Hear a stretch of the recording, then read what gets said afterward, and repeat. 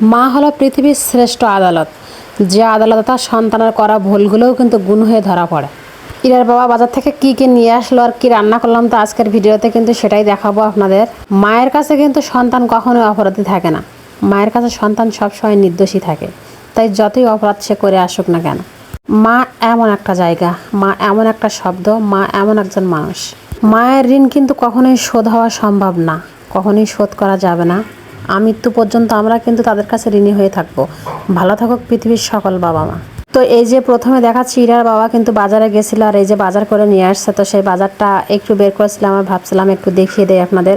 তো উনি আম নিয়ে আসছে, আর এখানে করলা আর যে কাঁচকলা, ঢেঁড়স তো আমার লাগবেই, কারণ ইরার যদি আমি কিছু নাও দেয়, ইরার ঢেঁড়স ভর্তা দিলে আর ভাজা দিলে ইরার খাওয়া হয়ে যায়। তো আমার মা যে একটা পায়রা আনছিল, তো সেই পায়রাটা কিন্তু আজকে জবাই করে দেবো, মানে ইরাকে রান্না করে খেতে দেবো সেজন্য। আর এদিকে যে পার্শে মাছও নিয়ে আসছে কিছু, তো সেই পার্শে মাছগুলোও কিন্তু আমি কেটে নিচ্ছি। আর চারিদিকে দেখতে পাচ্ছেন যে কি ভিজে ভিজে ভাব, মানে একটু আগেই কিন্তু বৃষ্টি হয়ে গেছে, তো সেই কারণে। আর রান্নাঘরের জন্য যে কি একটা অসুবিধায় পড়েছি, অসুবিধা হচ্ছে, তো সেইটা শুধু আমি বুঝতে পারছি। এখন মনে হচ্ছে যে এই বৃষ্টির সময় আমার রান্নাঘরটা ভাঙায় অনুচিত হয়ে গেছে, হাতটা না দেওয়াই ভালো ছিল। আসলে ওনারা যেভাবে বলছিল যে তাড়াতাড়ি করে দিয়ে যাবে, ভাবছিলাম যে না হ্যাঁ করবে, কিন্তু ওদের আসলে কোনো কথা কাজের ঠিক নেই, দাম নেই।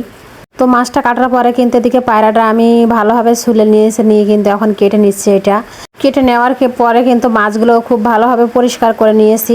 আর এইদিকে যে হাঁসগুলো আসছে, মাছের যে আঁশটাগুলো ছিল সেগুলো খেয়ে নিতে। আর আমি কিন্তু আলু একটু কেটে নিচ্ছি ছোট ছোট করে, কারণ পায়রা যেহেতু তাড়াতাড়ি সিদ্ধ হয়ে যাবে সেজন্য আলু কিন্তু বড় করে কাটেনি। আমি মাংস যেমন যখন রান্না করে ঠিক মানে যতটা জাল খাবে ঠিক সেই রকম কিন্তু আলুটা কেটে নেই।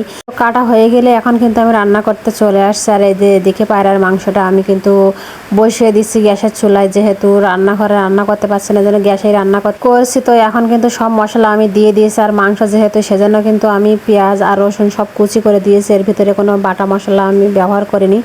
তো এখন কিন্তু এর ভিতরে আমি ঝোলটা দিয়ে মাংসটা বসিয়ে দিলাম, দিয়ে ওদিকে হতে থাক। আর আমি ভাবছি যে কলাগুলো কেটে নেই, কারণ ইরার বাবা কিন্তু আজকে বাজার থেকে একটু দেরি করে আসছে, সেজন্য একটু তাড়াহুড়ো করে কাজ করতে হচ্ছে। আর যদি একটু গুছিয়ে কাজ করা যায় তাহলে কিন্তু কাজটা সহজ ও তাড়াতাড়ি হয়ে যায়। কলাটা কেটে নেওয়ার পর কিন্তু আমি একটু বাটতে আসলাম, কারণ বাটা যেহেতু আমার আজকে ছিল না একদমই, তো সেই কারণে একটু বেটে নিলাম সেই ফাঁকে। আর ওদিকে মাংসটাও হতে থাকছে। তো এখন আমি এটা বেটে কিন্তু দেখবো যে মাংসটা শেষ পর্যন্ত কী অবস্থা। তো এদিকে হয়ে গেছে, তো নামানোর পরে কিন্তু আমি এখন পার্শে মাছগুলো কষিয়ে নিচ্ছি ভালোভাবে। আর যেহেতু পার্শে মাছের পেটে কিন্তু অনেক তেল হয়েছিল, তো সেই তেলগুলো আমি নিয়েছি, এই জন্য এক্সট্রা পার্শে মাছের তেল আমি দেইনি। আর এইখানে কিন্তু মশলা কষিয়ে নিচ্ছি, কলাগুলো দেবো। তো মাছগুলো হয়ে গেছে, নামিয়ে নিয়ে কিন্তু এখন কলাগুলো দিয়ে দিলাম, ভালোভাবে কষিয়ে নিচ্ছি। আমার মনে হয় রান্না যদি কষানোটা ঠিকঠাক না হয় তাহলে রান্নাটা ভালো লাগে না। তো যাই হোক, কষানো হয়ে গেলে আমি কিন্তু এখন ঝোল দিয়ে মাছগুলো ওর ভিতরে দিয়ে দিচ্ছি। আর পার্শে মাছ যেহেতু সেজন্য কিন্তু একটু দেরি করে দিয়েছি, যে বেশি ঝোলে দিলে যদি মাছগুলো ভেঙে যায় সেই জন্য। আর এরকম অল্প ঝোলে দিয়ে কিন্তু ঢাকনা দিয়ে একটু একটু করে জাল দিলেই কিন্তু সেই তরকারিটা একটু বেশি ভালো লাগবে, মাছগুলো ভাঙবে না, আস্তে আস্তে হয়ে থাকবে। রান্নাটা কিন্তু আমার হয়ে গেছে। সবাই ভালো থাকবেন, সুস্থ থাকবেন, আল্লাহ হাফেজ।